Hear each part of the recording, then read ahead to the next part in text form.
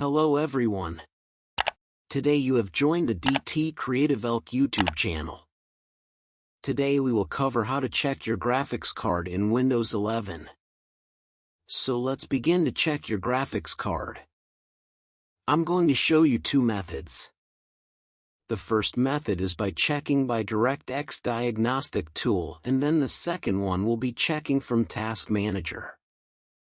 First, we're going to go into the DirectX method, so you're going to hold the window key and press, or then you're going to type DXDIAG. DirectX Diagnostic Tool will then appear. Here you can see all the details about your computer hardware like CPU, RAM, BIOS, and also the graphics card. To check the graphics card, click on Display tab. Here you can see the name of your card, the manufacturer of the card, and also the size of the video memory of your card.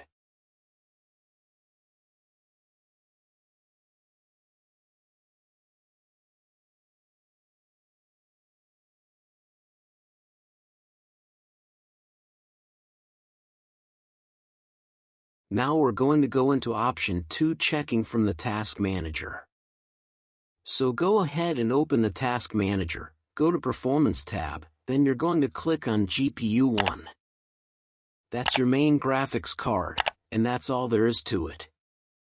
Thanks for watching.